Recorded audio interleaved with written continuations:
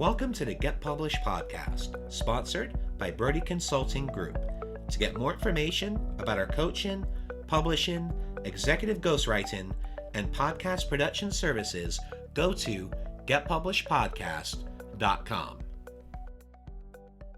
Hello, I am Paul Brodie, and thank you for joining us for another episode of the Get Published podcast, where we help authors get published with a proven system that works. And today, we're being joined by Pete Alexander, author of Lighten Your Day, Fast, Easy, and Effective Stress Relief, which I definitely believe we all need right now.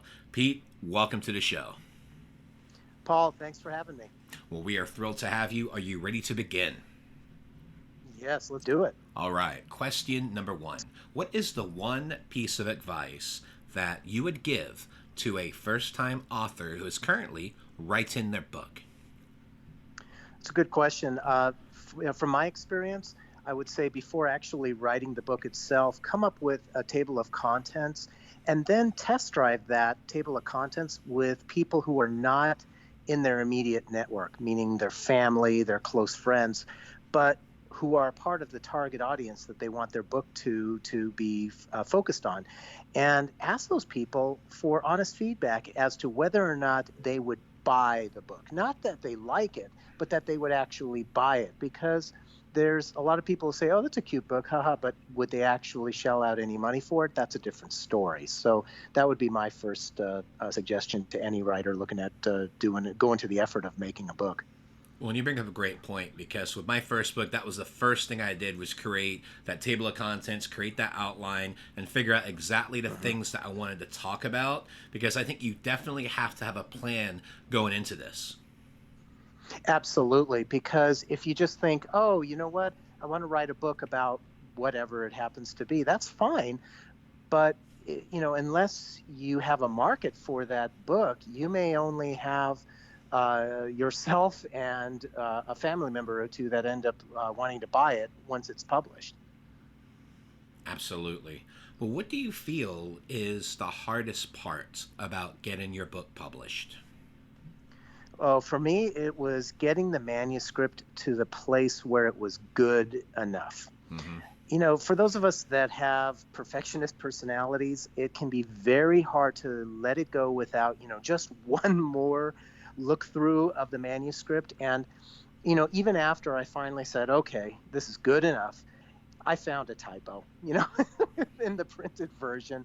And you just have to let it go at that point, because if you continue to want to have that next, just one last review, you'll find something that you want to change, and then you'll find something you want to change, and you'll find something that you want to change, and you'll never get it done. There's a certain point where you have to trust, if you're working with an editor, that you got to trust that the editor that says, look, it is good enough, it's ready to go, so you can get it out there in the market. Yeah, there's two adages I always talk about with our prospective clients, and that is, one, don't be afraid to take the plunge, but the second part is, done is better than perfect. Just get the book out, we can fix it later. Yeah. Absolutely. Now, that obviously doesn't count if it's in, it's the first draft and it's in bad shape. I mean, you could embarrass yourself. Of course. But if it's good, if it at least gets to that good level, then you really gotta ask yourself, what is the cost benefit of continuing to hold off versus getting it out there? Yeah, and I think that's the biggest thing that stops people, is just they want it to be perfect, or they have imposter syndrome, where they don't think they're an expert. Well, guess what? If you have a great story to share, you have content, you have a journey, then people are going to be invested in that. And I think that's the biggest thing. Mm-hmm. Everyone's got a great story to share. It's just getting that story out of them. Absolutely. And that's the thing, too, is that you are an expert of your story, and you are the only one that has that story. So and you're the one that's the best one to tell it. And people don't have to realize that telling a really compelling story, even if you don't think it's that big of a deal, if you can connect with the audience who can relate to you, it's a game changer. Well, let's talk about marketing. So please share a marketing strategy that you have used in your book launch that has worked well. That would be being on podcasts like this. It's been a game changer for me. having the opportunity to talk to different hosts who ask different variations on the same topic is really, really powerful. And people don't realize how far a podcast can reach if it's to the right target audience. And I've enjoyed being a guest on dozens of podcasts and being able to share my story. And in a couple cases, it was a live recorded session where they actually had people calling in, so it's more like a radio kind of a thing that was turned into a podcast. And it really worked out well, because then all of a sudden, after participating in those, and once those podcasts publish, I do see an uptick in not only my subscribers to my website for the blog, but also LinkedIn connections, etc. It works. Yeah, one of the best strategies after a launch, by far, in my view, is getting on as many different podcasts as possible. It's one of the best ways to sustain momentum and sales long term. And what I want to ask you, Pete, is what was your strategy for getting on these different podcasts? How did you choose the podcasts, and what was your outreach strategy with that? Well, so first and foremost, I looked to see who was targeting my target audience. And my target audience are hard driving leaders. And so those are people who are ones that I want to touch first, because those are the ones that are typically going to be most stressed out with their careers. And so I went ahead and went to the different podcast channels, looking at the different podcasts that were available and reaching out to those authors. Those podcast hosts. And also what I did was I joined the Nonfiction Authors Association. And every week, the Stephanie Chandler sends out a newsletter to subscribing members, giving additional podcasts that are looking for guests. So it was a combination strategy like that worked very well for me. And you just got to keep on reaching out to them, but you also have to have a good intro as to why the podcast host should care. Sending a generic message that says, "Hi, I'd like to be on your podcast." I mean, Paul, you could probably, if I just said, "Hi, I'd like to be on your podcast," that's not going to be too compelling to you. And that's the same thing for any podcast host. You need to reach out and say, something that is compelling to the podcast host that would say, yeah, this person would be a good one for me to interview. Exactly. And I think one of the other strategies, too, is what I've seen being very effective is when you're reaching out to these hosts, you've listened to a few of the episodes, you go, hey, I loved episode 520, love what you covered on here. By the way, I'm a big fan of the podcast. I recently left you a 5-star review because I really appreciate it. Obviously, I've subscribed to it and would love to potentially be on your show. And these are 3 things I feel that we could potentially discuss on there and how it could help your audience. And I think just by doing that, it's one of the best ways to really warm them up, because having a podcast, the main things that we appreciate are subscribers and podcast reviews, especially good ones. And that's just a great way to endear yourself to the host and to build that potential relationship. Absolutely. It's similar to just, your basic networking, where you want to stand out from the crowd. And instead of just saying, here's my card, give me your card, and then you run, you actually take a few minutes. You find out, it's so easy, at least for business professionals, it's so easy to find them on LinkedIn that you can at least look at their profile and spend 30 seconds to a minute, find something interesting that you can comment on.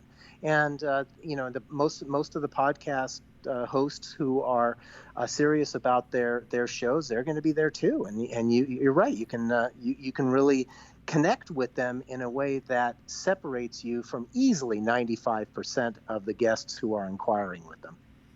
Absolutely. Well, speaking of books, I'd like to know what is your favorite book and what was the number one thing that you learned from it?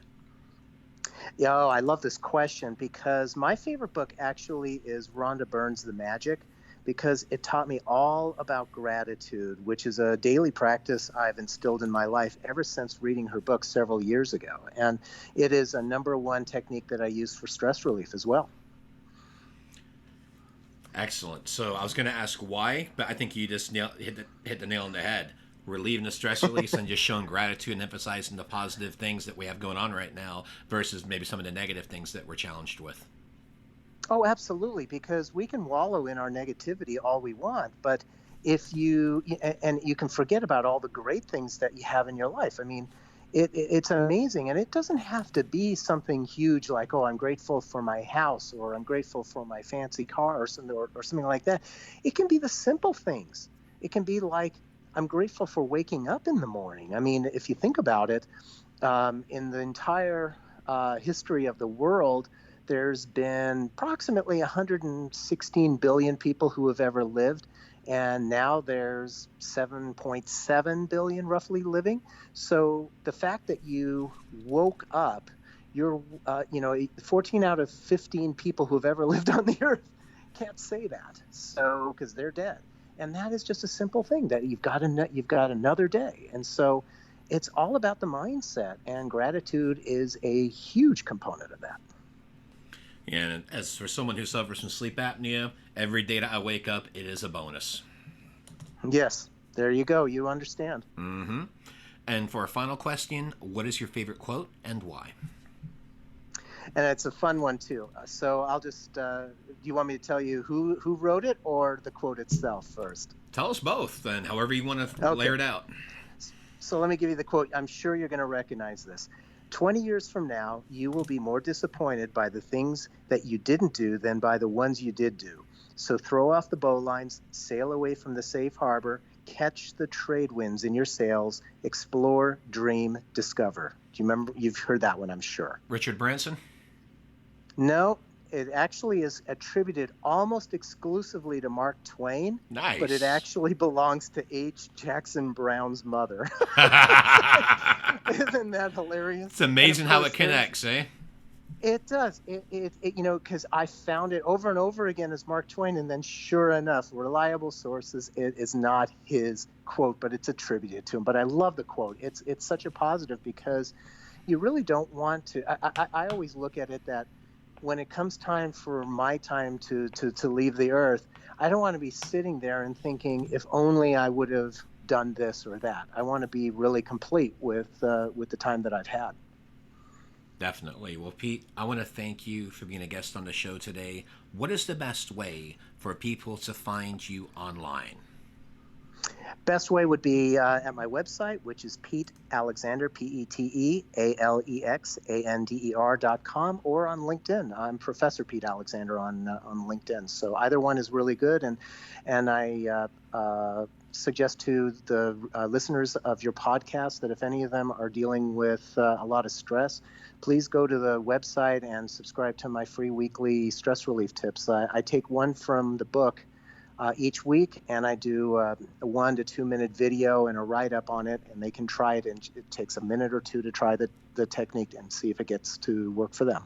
Professor Pete, thank you once again for being on the show, and I wish you all the best in your author journey ahead. Paul, thank you so much for letting me on the show, and I thank your guests for their time as well. Thanks again for joining us today. To learn more about how to get your book published with a proven system that works, grab a free copy of my book at getpublishedpodcast.com.